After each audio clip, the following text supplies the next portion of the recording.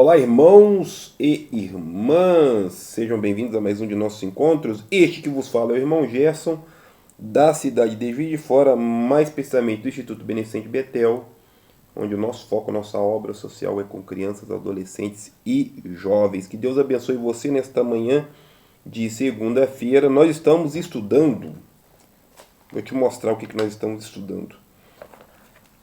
Este manual aqui, Manual da Vida Boa, conhecida como Bíblia Sagrada, um livro sagrado, né, utilizado por muitas pessoas. Nós estamos estudando o livro de Efésios hoje, em especial o capítulo 5. Que Deus abençoe você, abençoe sua vida, em nome de Jesus Cristo. Vou chegar o celular um pouco mais para cá, por causa de um reflexo do sol ali que está batendo no meu olho aqui. Eu coloquei a cortina ali, mas ele ainda está passando. O sol, né, ele tem o seu poder, né? Que Deus abençoe a nós, abençoe você, a sua vida, nossos maravilhosos inscritos. Em nome de Jesus Cristo. Amém. Livro de Efésios, capítulo 5, versículo 1. Um abraço especial para Márcia Bier. Angélica, minha amiga Angélica, teve uma perda na família. Que Deus conforte vocês aí, tá? Não é fácil não. Um abraço também especial para o João Lima, primo João, a Graça. Um abraço para o nosso querido vizinho lá, o Alex. Deus abençoe você. O Marcinho, o João Coruja, nossos vizinhos lá em Dias Tavares. Que Deus abençoe a todos aí de Dias Tavares. Um abraço especial para os moradores, né, de Juiz de Fora, Princesa de Minas aí. Que Deus abençoe a todos em nome de Jesus Cristo. Amém. Eu tenho que olhar a hora. Daqui a pouco eu tenho que buscar o meu pai lá na hemodiálise. Efésios capítulo 5, versículo 1, cartas de Paulo aí, tá? Sede, pois, imitadores de Deus. Aqui o Paulo já está pedindo uma coisa impossível. Como eu, um comedor de arroz e feijão, vou conseguir imitar a Deus, né? Então são tentativas de humanos de serem um pouco melhores, né? Impossível nós chegarmos neste nível de poder aí, que é imitar a Deus. Mas, quando ele se refere a imitar a Deus, é por causa do seu amor, da sua justiça e da sua misericórdia, que é o que a gente consegue imitar aí, se a gente quiser, é claro. Como filhos amados, e andai-vos em amor, como também Cristo vos amou, e se entregou a si mesmo por nós em oferta e sacrifício a Deus em cheiro suave. Né? Tinha a oferta pacífica, a oferta pelos pecados, os holocaustos, né? Os sacrifícios, né, para perdão de pecados eram oferecidos aí, sacrifícios de animais aí. E aí vem Jesus Cristo com seu sangue perfeito, se sacrifica por nós, aí nós estamos hoje aqui falando sobre ele. Versículo 3, mas a prostituição, ele vai falar da palavra prostituição, a prostituição tem a ver com o mau uso dos nossos corpos, né? Em benefício financeiro, muitas vezes, tá? Às vezes prostituição não é só ganhar dinheiro não, tá? Às vezes ganhar um telefone, uma cesta básica, um lote, alguma coisa aí, tá? E toda a sorte de impureza ou cobiça, nem ainda se nomeie entre vós como convém aos santos. Nem torpeza, nem conversa tola, nem chocarices, que não convém, mas antes ações de graças. Pois bem sabeis isto, nenhum devasso, ou impuro, ou avarento, ou idólatra tem herança no reino de Cristo de Deus. Ou seja, se a gente tem essas condutas, gente, se você não gostou, você vai ter que reclamar com o apóstolo Paulo. Não fui eu que escrevi, não ia ter condição de escrever algo assim, tá? Se você não achou legal, reclama com o pessoal lá de cima. É só mandar um WhatsApp. O apóstolo Paulo, não gostei. Manda ou por texto ou por áudio. Ô apóstolo Paulo, como você escreve essas coisas? Você é doido? É isso, tá? Eles viveram em um período muito diferente, tiveram um despertar espiritual muito profundo, muito abrangente, muito amplo. E nós estamos hoje tendo a oportunidade, depois dessa distância histórica, tá analisando esses fatos, essas narrativas aí, dessas pessoas impressionantes aí, tanto da história quanto da teologia, né? Tá aí. Ninguém vos engane com palavras vãs, pois por estas coisas vem a ira de Deus sobre os filhos da desobediência. A gente desobedece praticamente o dia todo, né? Não é à toa que nós somos pecadores, a gente tem um código de conduta totalmente errado. E muitas vezes a gente tem que se corrigir durante o nosso trajeto aqui sobre o planeta Terra. Portanto, não sejais participantes com eles, pois outrora eram trevas, mas agora sois luz no Senhor. Em algum momento nós fomos tenebrosos, fomos horríveis, em algum momento nós fomos algo que não era para ser, e agora estamos tentando, através destes ensinamentos, ser uma pessoa melhor, tá? Esse é o objetivo. Andar em direção à luz. Aqui, ó. Mas agora sois luz no Senhor. Andai como filhos da luz, pois o fruto da luz consiste em toda bondade e justiça e verdade, descobrindo que é agradável ao Senhor, e não vos associeis com as obras infrutuosas das trevas. Antes, porém, condenai-as, pois o que eles fazem em oculto, dizê-lo é vergonhoso. Então, tem coisas que até só de falar já é esquisito demais, né? A gente vê as condutas aí no nosso dia a dia. A gente seguindo Deus da nossa maneira, a gente comete um monte de coisa esquisita. Imagine não seguindo, né? Não seguindo aí. Deus nos dá um respaldo ético, né? Deus nos dá um respaldo de moral, né? Aquele que tem Deus, ele deveria ter ética, ele deveria ter moral, né? Muitas vezes acontece muito diferente do que a gente pensa. Mas todas as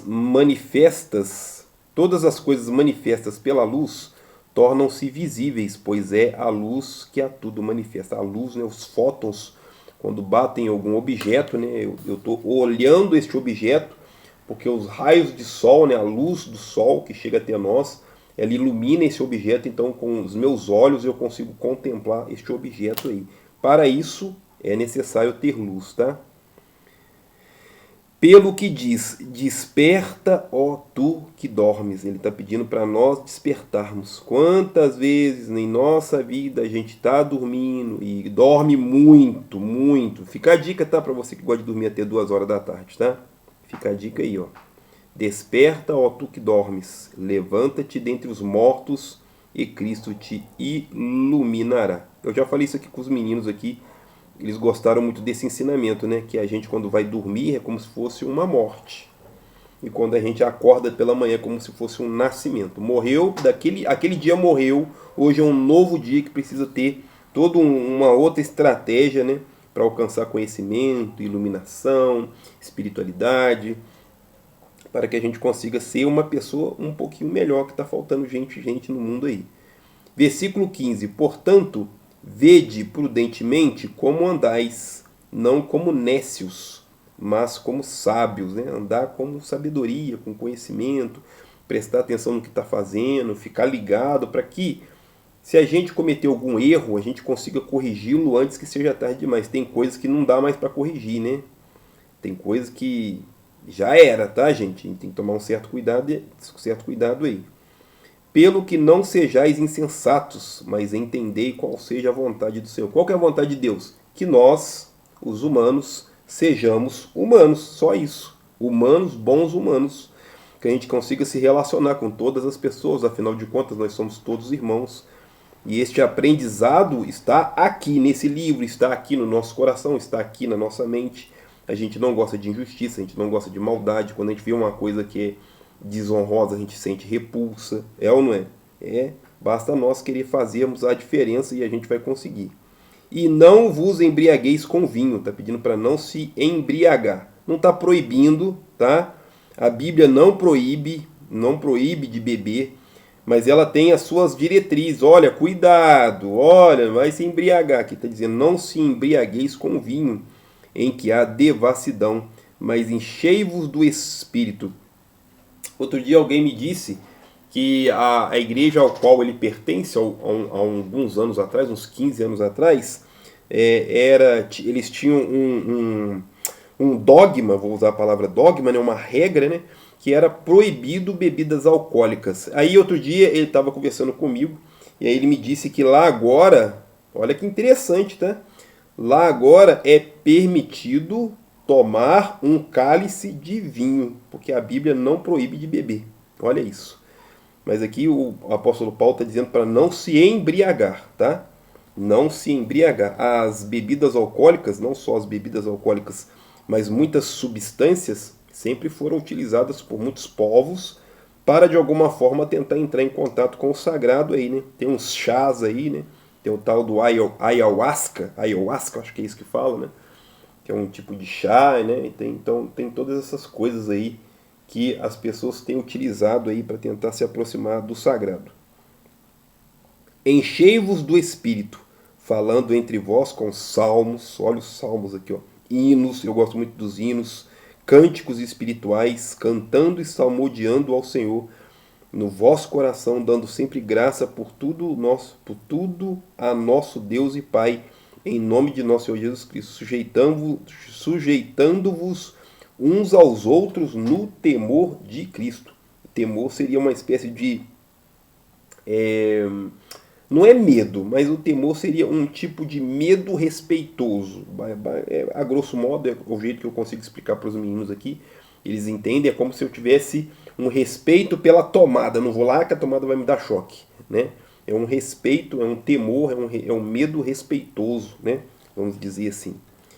E aí ele vai falar um pouco sobre as mulheres, né? Gente, isso aqui, gente, é de uma época que a mulher não era considerado gente não, tá? Então, se você é feminista, se você é uma mulher muito independente, gente, eu acho, o irmão Gerson, acho que as mulheres são muito melhores do que os homens em um monte de aspectos. Elas têm a maior capacidade de sentir dor que nós.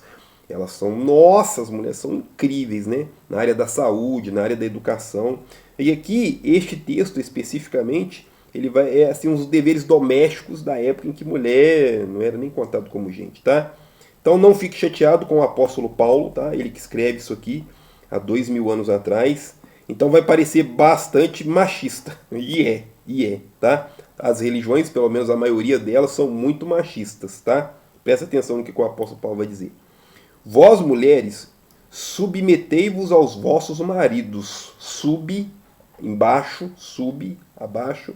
Submetei-vos aos vossos maridos, como ao Senhor, pois o marido é o cabeça da mulher. Tá vendo? O apóstolo Paulo está dizendo que o homem é o cabeça da mulher. Ele está na frente, como se diz, né?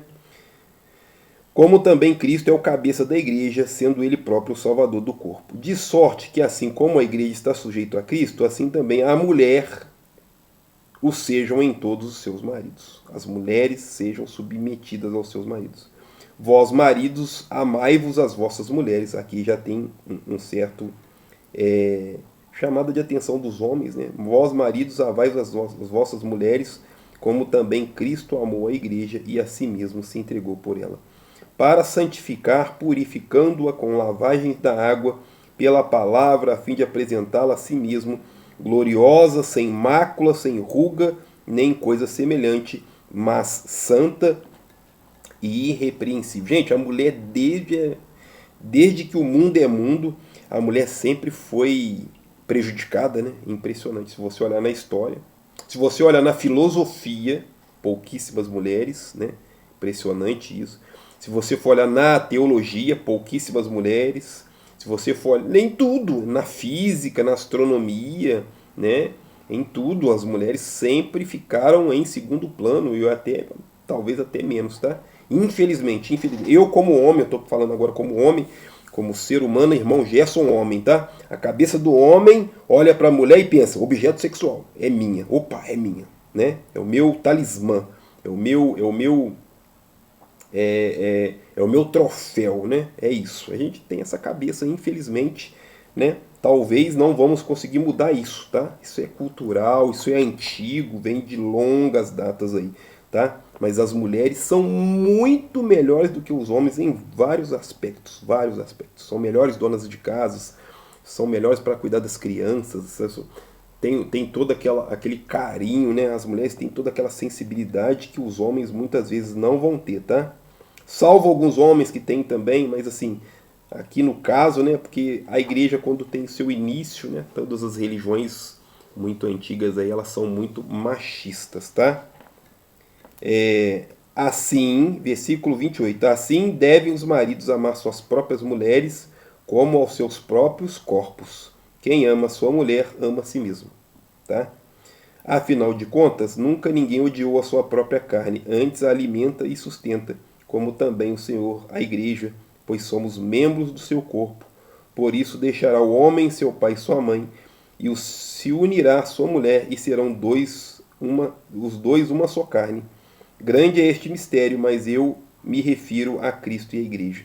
O apóstolo Paulo dá a entender que ele não tinha um relacionamento, né? Ele não tinha uma companheira. E ele entendeu isso durante a sua vida, que isso era uma espécie de ponto negativo, tá? Ponto negativo, abre aspas, fecha aspas. Um ponto negativo porque ele dizia que o homem que é casado, ele não vai dar só prioridade para Deus, ele dá prioridade para Deus e para sua esposa. E vice-versa, a esposa dá prioridade para Deus e para o marido. Já um solteiro, a ideia é de Paulo, tá, gente? Teria condições de ter a sua prioridade só para Deus. Não teria que necessariamente preocupar-se com a esposa ou com o marido, né? Então o solteiro teria condições aí de fazer um trabalho muito melhor. Mas aí é Paulo dizendo, né? A gente tem um algo dentro de nós que a gente necessita de estar com alguém, né? Nós somos seres que precisam estar perto de outro ser, de outro humano, né? É muito interessante como que a gente precisa socialmente estar próximo de outros humanos aí. Muito interessante, tá? Assim também vós, a cada um em particular, ame a sua própria mulher, como a si mesmos, e a mulher respeite o seu marido. Capítulo 6. O capítulo 6 é pequenininho, tá? Então praticamente nós vamos concluir o Efésios aqui hoje. Vós, filhos, agora ele vai falar dos meninos, das meninas, né? Sede obedientes aos vossos pais no Senhor, pois isto é justo. Honra teu pai e tua mãe. Eu falei sobre isso ontem aqui no culto, né? Do quarto mandamento, honrar pai e mãe. Que é o primeiro mandamento com promessa. Primeiro mandamento que há uma promessa nele, né? Para que te vá bem e vivas muito tempo sobre a terra. Geralmente quem bate de frente com pai e mãe, o tempo de vida não é tão grande, infelizmente, né? Conheço pessoas aí que sempre foram linha dura com seus pais e suas mães, não conseguindo manter o respectivo respeito, mas faz parte da nossa passagem aqui pelo planeta Terra. A gente entende que o nosso entendimento é o melhor entendimento que há. E com esse entendimento que a gente tem, a gente entende que a gente pode fazer qualquer coisa da nossa maneira sem respeitar ninguém, né? Nós somos bastante egoístas quanto a isso, tá? Vós, pais, não provoqueis a ira dos vossos filhos, mas criai-os na disciplina e instrução do Senhor. Então está falando sobre disciplina e instrução. Hoje, poucos jovens, é impressionante o que eu vou falar, são poucos os jovens que têm disciplina. É impressionante, tá? E instrução até tem, mas não dão crédito. Não dão crédito, não presta atenção, não quer saber, não tem condição de ficar uma hora e meia sentado ouvindo uma mensagem de Deus. Levanta toda hora, vai no banheiro toda hora, dá descarga toda hora, conversa toda hora, cochicha todo.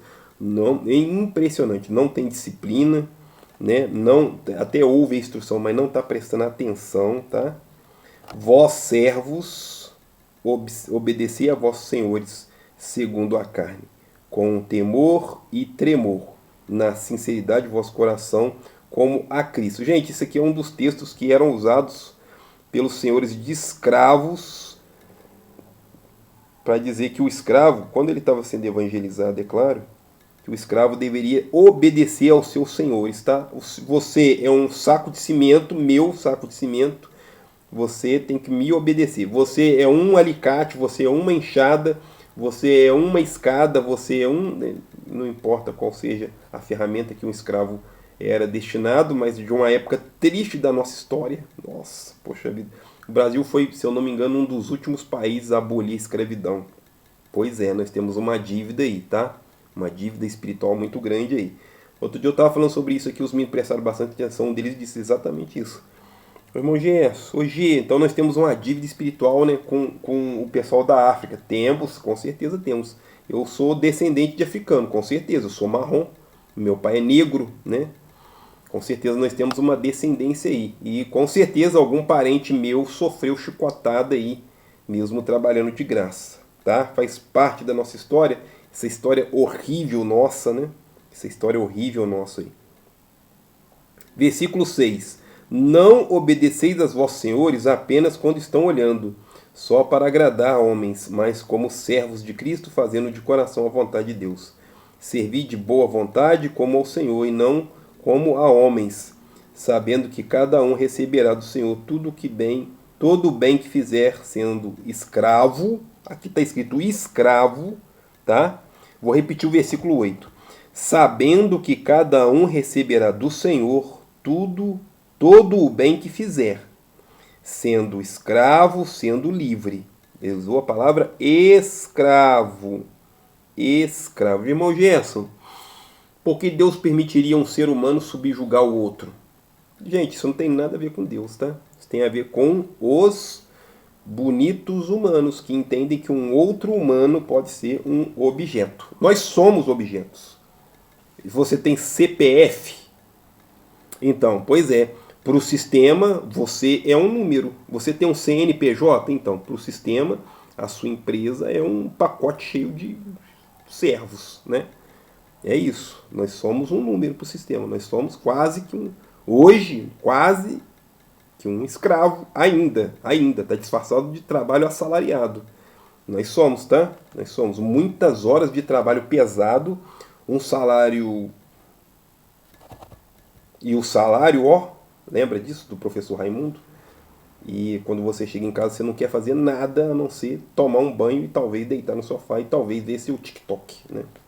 Não assistir o irmão Gerson, que ele é muito chato, né? Vós, senhores, fazei o mesmo para com eles, deixando as ameaças, sabendo também que o Senhor deles é o vosso que está no céu, e que para com ele não há acepção de pessoas, tá? Sendo servos, escravos, ricos, pobres, para Deus todo mundo é todo mundo. No demais, irmãos meus, fortalecei-vos no Senhor e na força do seu poder. Fortalecei-vos, estai fortes, né? A gente tem que estar o tempo todo se fortalecendo, que senão a gente não vai dar conta. É muita coisa, tá? Revesti-vos de toda a armadura de Deus. Esse texto é muito conhecido, muito, tá? Eu já ouvi ele pregado de trocentas maneiras aí. E quando fui convidado para falar sobre ele, eu falei sobre a espada. Todas as pessoas falaram sobre as outras partes e eu falei justamente sobre a espada. Para que possais estar firmes contra as astutas ciladas do diabo. Diabo, você pode substituir a palavra diabo por adversário, tá? Qualquer coisa, situação, pessoa, até você mesmo. Às vezes você é o diabo de si mesmo, tá? Pode ser. Às vezes é alguém, às vezes é uma empresa, às vezes é uma instituição, às vezes é uma associação, tá? A gente tinha aqui um vizinho que para nós ele é um diabo, ele está tentando nos prejudicar já tem um tempo, né? Infelizmente faz parte, né? Então, assim, é um adversário, tá? Pois não temos de lutar contra a carne e o sangue. Presta atenção nisso aqui. A nossa luta não é contra a carne e o sangue. Não é contra o outro ser humano. Não é contra o menino. Não é contra a senhora. Não é contra o rico e o pobre. Não é. Não é. Ele vai dizer com quem nós estamos lutando. E sim contra os principados, contra as potestades, contra os poderes deste mundo tenebroso. Poderes, instituições, né? Grupos, né? São os nossos verdadeiros inimigos. Principados tem a ver com príncipes. Principado é um príncipe dos governos celestiais. É um tipo de anjo que se rebelou e está aí tentando lascar a vida da gente. E as potestades, né? Que são entidades aí espirituais, né? Tá falando aqui sobre os poderes deste mundo tenebroso, né? São os que estão no comando aí. Contra as forças espirituais da maldade nas regiões celestes. Estão por ali no segundo céu, trocando uma ideia, vai lá na sala do trono, aponta o dedo, ó Deus, ó, tem um tal de irmão Gerson mal, deixa eu massar ele, né? É isso aí. Para que possais resistir, portanto, tomai toda a armadura de Deus, para que possais resistir no dia mau e havendo feito tudo, ficai firmes. Estais, pois, firmes, tendo cingido os vossos lombos com a verdade, e vestida a couraça da justiça, e calçado os pés na preparação do evangelho da paz.